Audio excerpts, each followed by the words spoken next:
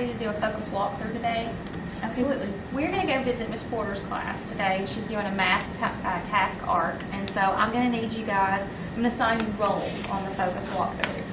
Becky, I want you to be team member 1, and when you go in to look at Miss Porter's classroom, I want you to look for a high expectations environment. And Jean, I'm going to have you be team member 2, and I want you to look for an active learning environment. And I'm going to be team member 3, and I'm going to look for monitoring and feedback in the environment. Are you guys ready to go? Yep, let's go. All right, we're going to go in. She's expecting us. She's going to do the math task arc. I want you to look for evidence and missed opportunities, and just feel free to filter across the classroom, and then after we're finished, we'll meet and convene the arc.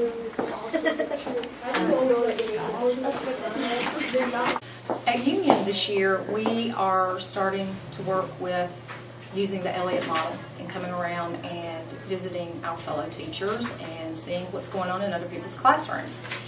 And with the eleot model, we're really working toward things being transparent in our classrooms, for us to be able to learn from each other and to really create a collaborative culture as far as what we're doing here at Union.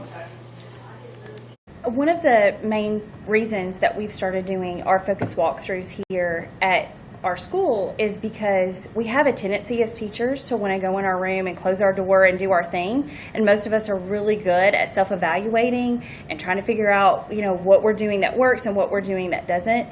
But when you get outside of your classroom and you go and observe other teachers and see what is really working for them, sometimes you can actually improve what you're doing more than you even thought.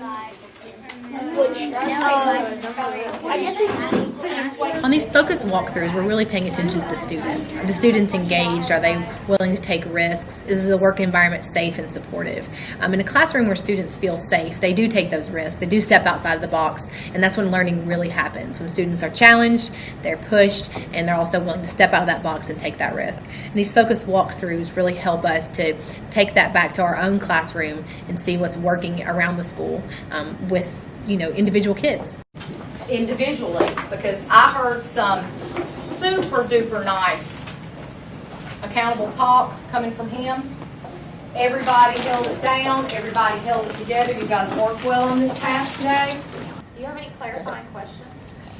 My goals as the facilitator of the focus walkthrough is to guide the participants, which are our teachers, to see this as a PLC opportunity and not an observation tool. As we go into these classrooms, it's important for us to really notice the student as the focus of the observation and take it off of the teacher. We're not looking for strategies. We're looking for ways to improve the learning environment, to make it more effective, to look and see what kinds of questioning techniques we can use to get our students thinking at a higher expectation.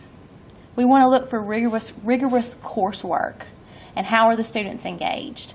So my hopes is that the teachers see this as a valuable tool and not something that would be a stress factor. Stacey, thank you for letting us come in and observe your classroom today. It was an excellent lesson. Thank you. So today we observed a math task arc with fractions. Right. So how were the students grouped? Their ability grouped. For a task like this, to do a task arc, I know that a lot of times we will take a strong with one that struggles a little bit so that they can really practice with their accountable talk and working with each other and helping each other out. And sometimes I find out, and we've all talked about this, that it works better if they've got a peer mentor kind of situation, and that's how they were broken up. Well, we saw lots of good discussion. We saw that the students truly understood what they were trying to do, their main objective. We also saw great use of manipulatives within the small group, good procedures. Good. You had high expectations, and the kids knew that. When we would talk to the kids in the smaller groups, they were all on task and they knew what they needed to do.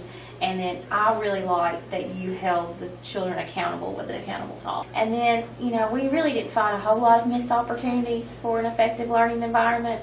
The only thing maybe, and this was probably from the first time I was in your classroom, was maybe provide a few minutes to work independently before Yeah. breaking into the groups. Yeah, it's good. So I have your paper, so what I would need you to do maybe is to go back and reflect and maybe what would be your next steps Okay. to maybe improve the lesson if you were to teach it again. So great job. All right, Thank you thanks. for letting us come in. You're welcome. Thank you.